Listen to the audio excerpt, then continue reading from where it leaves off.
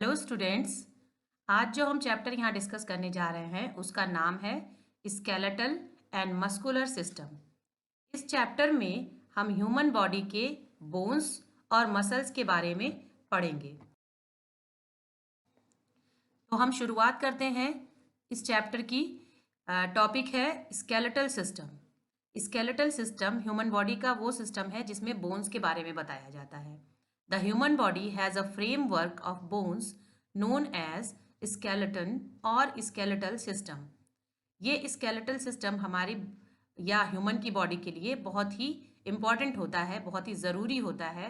वो इसलिए होता है ज़रूरी क्योंकि अगर ये फ्रेमवर्क नहीं होगा बॉडी में तो हमारे सॉफ्ट पार्ट्स को सपोर्ट नहीं मिलेगा और जो बॉडी होगी ह्यूमन बॉडी वो कोलैप्स कर जाएगी। जैसा कि आप पिक्चर में देख रहे हो कि एक बॉडी शो की गई है जिसमें कि बोन्स नहीं है, तो वो बॉडी इस तरीके से दिखाई देने लगेगी। और इसमें एक चीज़ और मैं बताना चाहूँगी कि जो न्यूबॉर्न बेबी होता है जब वो पैदा होता है तो उसकी बॉडी के अंदर 300 बोन्स होती हैं। फिर जैसे जैसे वो बेबी बड़ा होता है उसकी बोन्स जो छोटी छोटी बोन्स होती हैं वो मिला के एक बड़ी बोन में कन्वर्ट होने लग जाती हैं। तो पूरी तरह से अडल्ट होने के बाद एक ह्यूमन बॉडी के अंदर सिर्फ 206 बोन्स रह जाती हैं। Functions of skeletal system. इसका मतलब ये है कि ये जो स्केलेटल सिस्टम बॉडी पार्ट्स में बॉडी के अंदर पाया जाता है उसका क्या काम है, कैसे वो बॉडी की हेल्प करता है। तो जो पहला फंक्शन है स्केलेटल सिस्टम का वो है हमारी बॉडी को शेप देना और सपोर्ट देना, जिससे कि हमारी बॉडी सीधी खड़ी रह सके। तो पहला जो फंक्शन है वो है it gives shape and support to the body so that we can stand erect. And second one is it protects the vital internal organs of our body such as brain, heart, lungs and spinal cord. Internal organ से मतलब है जो हमारी body के अंदर के हिस्से में पाए जाने वाले ऑर्गन्स है, जैसे ब्रेन है, हार्ट है, लंग्स है। ये सारी चीज़ों को प्रोटेक्ट करना भी स्केलेटल सिस्टम का ही काम है। और तीसरा फंक्शन है इसका bones along with muscles help us to move our body parts। तो जो तीसरा फंक्शन है उसका काम ये है, तीसरे फंक्शन के हिसाब से हमारा जो स्केलेटल सिस्टम है हमारी बॉडी को मूव करने में, उठने बैठने में, चलने फिरने में मदद करता है। तो इस तरीके से ये तीनों फंक्शन हमारे स्केलेटल सिस्टम के द्वारा किए जाते हैं जो कि हमारी ह्यूमन बॉडी के लिए बहुत ही ज़रूरी है। Structure of bones. The bones of the body are made up of tissue and have a supply of blood vessels and nerves. They need minerals such as calcium and phosphorus and some vitamins. जो bones होती हैं उनको भी कुछ nourishment की आवश्यकता होती है, कुछ पोषण की ज़रूरत पड़ती है। इसलिए हमारी बोन्स के लिए कैल्शियम, फॉस्फोरस और विटामिन्स बहुत ही अच्छे होते हैं। तो हमें ऐसे ही फूड खाने चाहिए जिसमें कैल्शियम, फॉस्फोरस और विटामिन्स की अधिकता हो, तो हमारी बोन्स भी मजबूत रहेंगी। और इन बोन्स के अंदर कुछ ब्लड वेसल्स भी होती हैं और कुछ नर्व्स भी पाई जाती हैं जो इसे प्रॉपर नरिशमेंट देती हैं, प्रॉपर नरिशमेंट पहुंचाती हैं। Bones are smooth from outside, ये बाहर से छूने में बहुत ही स्मूथ फीलिंग देती हैं। They are different shape and size, all of them contain a soft tissue bone marrow called bone marrow and new blood cells are prepared by here.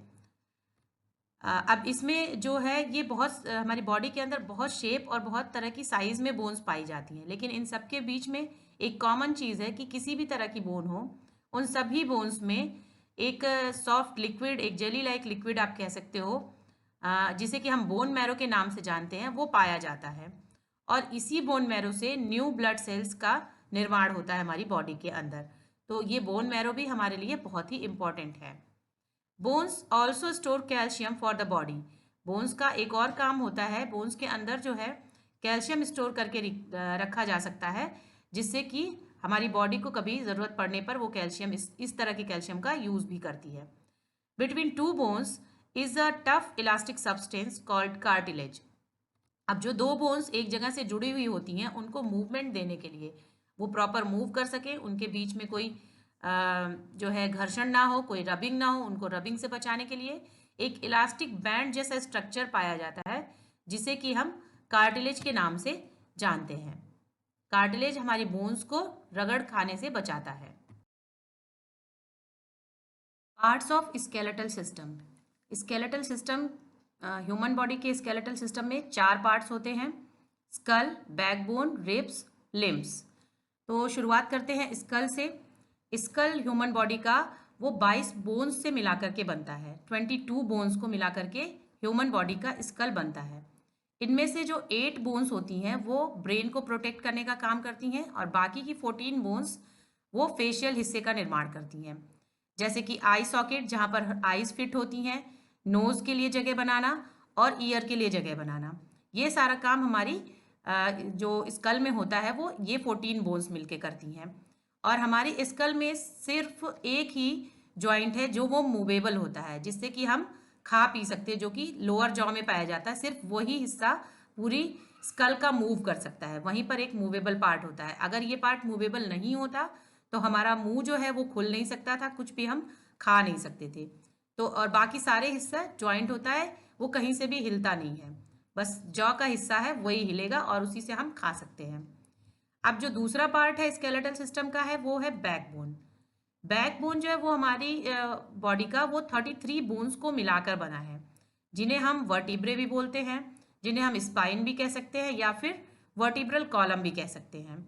अब ये जो वर्टिब्रल कॉलम होता है ये बैकबोन बनाने का काम करता है। अब इस वर्टिब्रल कॉलम में जो हड्डी होती है वो बिल्कुल हॉलो होती है, और इसके अंदर से स्पाइनल कॉर्ड निकलता है जो कि डेलिकेट होता है, बहुत ज़्यादा ही सॉफ्ट होता है, और इसको बहुत ज़्यादा प्रोटेक्शन की ज़रूरत होती है। तो ये बैकबोन जो है स्पाइनल कॉर्ड को प्रोटेक्ट करने का काम करता है। ये स्पाइनल कॉर्ड हमारे ब्रेन से मैसेज लेती है और हमारी बॉडी तक पहुंचाती भी है। दोनों काम इस पे ही डिपेंड करता है, इसलिए स्पाइनल कॉर्ड की सुरक्षा बहुत ज़्यादा इम्पॉर्टेंट है। तो ये काम हमारी बॉडी में जो काम करता है वो बैकबोन होता है, और इसके अंदर कुछ नर्व्स और ब्लड वेसल्स भी पाई जाती हैं। अब जो है तीसरा पार्ट है इसका रिब्स।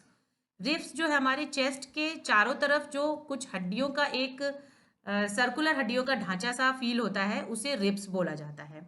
रिब्स में जो है वो 12 पेयर्स होते हैं हड्डियों के, पतली पतली हड्डियां होती हैं जो 12 जोड़ी हड्डियां होती हैं, जिसमें से जो 10 जोड़ी हड्डियां होती हैं वो बैकबोन से लेकर के आगे स्ट्रेनम पार्ट, जो सामने जो चेस्ट का चौड़ी वाली हड्डी होती है उस स्ट्रेनम से अटैच्ड होती हैं। 10 पेयर ऑफ बोन्स इसमें से अटैच होती हैं, और बाकी के जो 2 पेयर होती है वो सिर्फ बैकबोन से जुड़ी हुई होती हैं, लेकिन सामने स्ट्रेनम से आकर के अटैच नहीं होती हैं, और इस वजह से इनको हम फ्लोटिंग बोन्स के नाम से भी जानते हैं।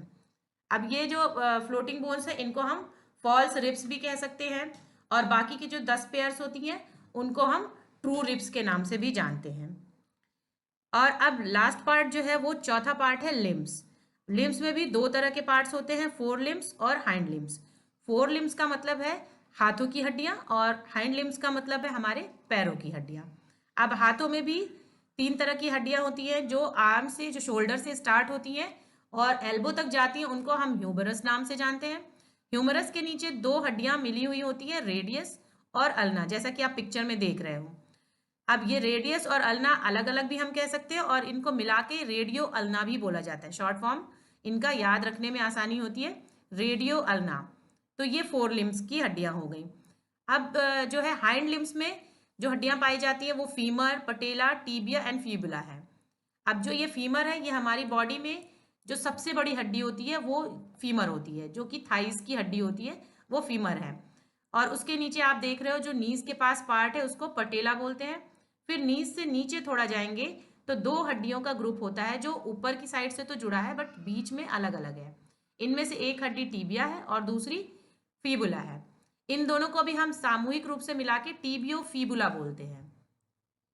टीबियो फीबुला, ये नाम याद रखने में इजी पड़ता है, इसलिए इस तरह से हम इसको शॉर्ट फॉर्म में टीबियो फीबुला बोलते हैं। तो ये हाइंड लिम्स हो गई और ये 4 लिम्स हो गई, जो कि स्केलेटल सिस्टम का चौथा पार्ट है।